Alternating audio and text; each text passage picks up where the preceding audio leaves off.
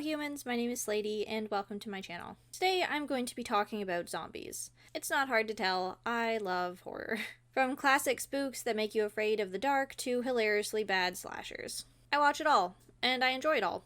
Mostly. But no matter where you fall on the spectrum of enjoyment, you've no doubt run into zombie movies. The film market is so saturated with zombies, I literally wouldn't believe you if you said you hadn't seen a zombie flick, even if you actively avoid them, because sometimes they creep in on you. It seems like a perfectly ordinary movie, and then bam, the conflict is a man-eating infection. That happens a lot with aliens in movies too. I guess they're just an easy out for an apocalypse. And I'm not just limiting this to the horror genre. Zombies have been spilling into other various kinds of movies like thrillers, action, and even romance. Yes, I'm looking at you, warm bodies. Now, why am I talking about zombies? Well, it's because no matter how sick of them you get, they're a staple. Sometimes I get bored of them and I go on zombie hiatus for a couple months, but then I always come crawling back. I'll probably make a video somewhere down the lines about the different kinds of zombie movies and the fads they go through, but for now, I've got my sights set on one specific abomination: Daybreak. Daybreak is a Netflix show that aired October 24th, 2019. Its score on Rotten Tomatoes is 70% by critics and 66% by audiences, and I'm pretty damn confused about it. How did the critics give it better, and how is its score not more like, I don't know, 30%? I'm going through some tweaks of my reviews on this channel, and Rotten Tomatoes is not doing it for me anymore. I'm just going to start grading things, like school. It's time to teach. Oh, I wrote in the script to get a ruler. I don't have a ruler. This is much less sexy now, I'm sorry. As with all my videos on content that I have more to say than simply acknowledge something or recommend it to you, my rant on Daybreak will be split into two parts. This video will compare Daybreak, which is a terrible zombie thing, to Zombieland, which is the potentially best zombie thing that has ever happened. The next video will be schooling in how terribly Daybreak wrote the world and lessons that we can pull from its trash fire on how to create better characters ourselves. Now, Zombieland aired in 2019, and they released a sequel, Zombieland Double Tap, in 2019, for which I was hyped as fuck. And although it's not as good as the original, it lived up to the expectations Zombieland set. If you, like me, consider Zombieland an instant classic since it came out a decade ago, you're probably wondering why I'm comparing it to Daybreak. It's obviously not fair to hold any other movie to such high standards, right? I'm doing this because Daybreak brought this upon itself. Daybreak thought that it could mimic Zombieland's introduction without putting in more effort. It has drawn upon my critical wrath. However, I will give credit where credit is due. I'm not one of those hyper fans that run around blindly screaming for Szechuan sauce. I didn't hate Daybreak when I started watching it, and unlike 13 Reasons Why, I wasn't under the impression that I was going to. The first episode was solid, and it brought together a lot of what made Zombieland fun. The creators of Daybreak didn't have the wrong idea copying Zombieland at the start of their series.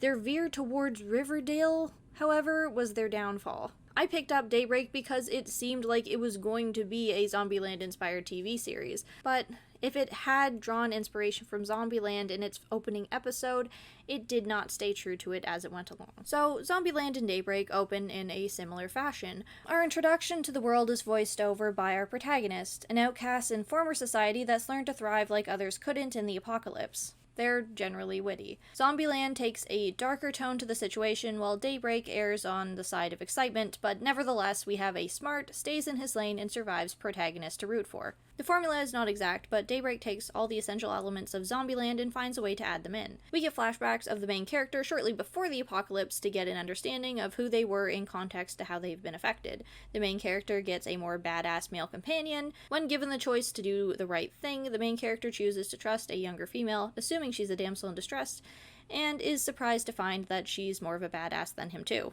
These are loose comparisons because Daybreak is a series and Zombieland is a movie. You can't, or rather shouldn't, do the same things in the same amount of time. The setup in the first episode of Daybreak, however, gives us a similar structure as Zombieland. We meet our trio with very different but complementing personalities and expect to follow them and our self-aware main character through the difficulties of a zombie apocalypse. Besides the setup, what linked Daybreak to Zombieland so instantly in my mind was the type of humor. Both media focused on finding a funniness in the absurdity of living in a wasteland. In Zombieland, Columbus's first fight is an awkward struggle against a hot girl in his apartment building. He struggles to achieve the mentality needed to take her down and fumbles in an effort of it, basically wrecking his apartment in an attempt to kill her as politely as possible. In Daybreak, the first fight we see with Josh is an attempted rescue mission, where he's pitted against some golf club kids and his sword gets stuck in his opponent's hand on the first swing. He's trying to cut off his finger and have it look rad, but he's too clumsy on the execution. By the end of the episode, Josh also loses his sword when it gets stuck in a zombie and it runs away, so he's a bit bummed about that.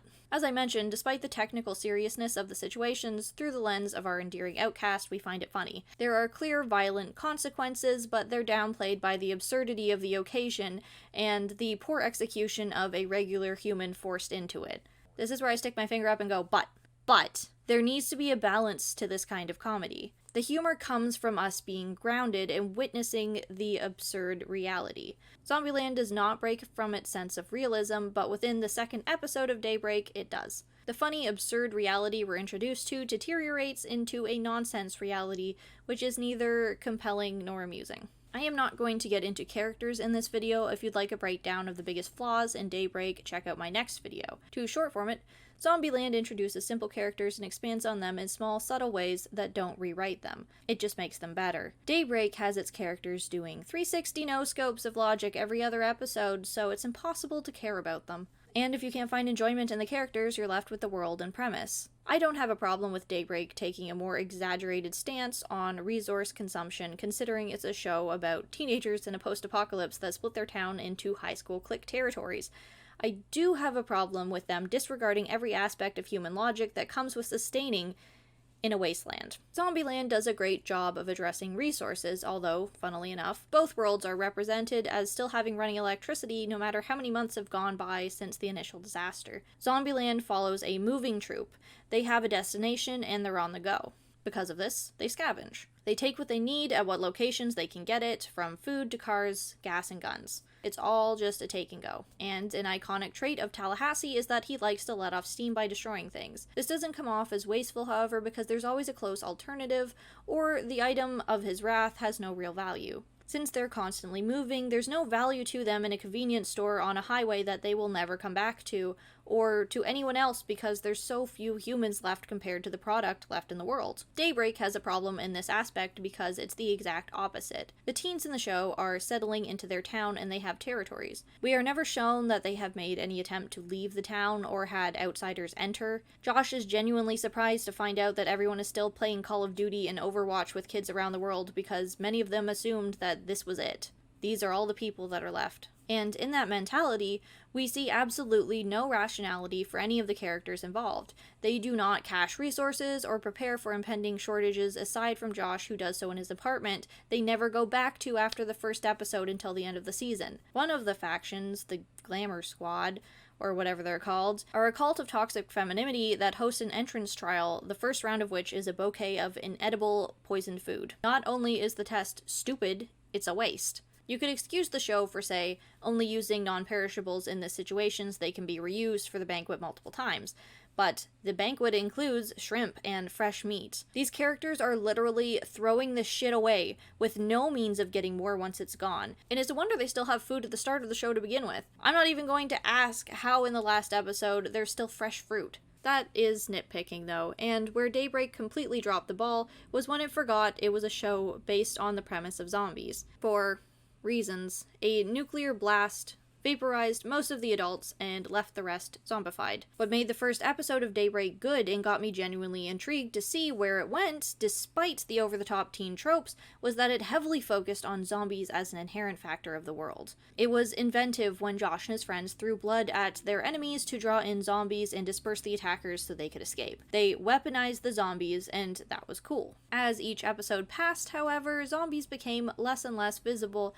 as the show focused more and more on character relationships. And this change is not inherently bad. We saw it in The Walking Dead. When the seasons went on, the threat of zombies remained a lingering danger, but the narrative was about social hierarchies that formed in the apocalypse's aftermath. The characters explored in Daybreak, however, are terrible and uninspiring. Zombies in Daybreak become a bit of a plot hole in that sense, not just because they lost all relevance to the story, but because they'd show up only when the plot needed them to. They become inconsequential, whereas in the first episode, they've been presented as a constant deadly factor. Then again, it's hard to care about zombies as a threat when their main existence in the show is an amusing means for a demented dictator jock to throw people into a pit of them, and human life in the show has no value. Zombies show up in the end episode in a horde drawn in again by one of Josh's plans, but this time they're more of a distraction, while we're only supposed to be worried about the good guys taking down the sentient, manipulative zombie principal trying to nuke everyone left alive in the town that doesn't worship him. Because fuck adults, right? They're the zombies, they're the reasons the world blew up, and that's all we should take away from this. Did I mention there are huge mutated animals in Daybreak too? In the second to last episode, a human-sized pug takes down and kills a golf kid a couple 100 feet from Josh, who's holding a bleeding friend. It comes in, takes down that kid, and nothing. In plain sight. Josh doesn't have to address the beast, it's not going to come after him. I guess the zombies aren't going to instantly swarm him either, although he is covered in blood, because the plot doesn't have time for that. Josh merrily strolls away from the situation. That's what I'm talking about, in that Daybreak forgets that it's a zombie show. It introduced them as a factor so they had something to play with, not to set any form of consistency. Zombieland never forgets about zombies. Zombies are ever present. They weigh in on every decision Columbus makes. Regardless of zombies constantly moving the plot forward, the climax of both Zombieland movies revolve around the overwhelming presence of zombies. Daybreak did that in their first episode to draw me in, and then forgot about them and wrote a teen drama instead. In conclusion, Daybreak was a huge disappointment. Even more so because it set itself up as a Zombieland knockoff with its self-aware, awkward protagonist, characteristic badass entourage, and thoughtful use of premise, which it completely throws out the window. Where Daybreak has an advantage to create a deeper world and characters because it's a show and has 10 times the runtime, it does less than Zombieland in every way. I would happily watch Zombieland, the original, not even including Double Tap, on repeat for the duration of Daybreak's whole season than sit through each of their poorly written episodes. So if you're planning on watching it, save yourself the trouble. Quality over quantity. So that's the end of my rant. Comment below if you've seen either Daybreak or Zombieland or both. Give me your thoughts. If you enjoy my content, like and subscribe. My next video will be a deconstruction of Daybreak's poor writing, so keep an eye out for that. I create videos on literature and film every Tuesday and Friday, and my name is Slady. I'll see you in the next video. Bye.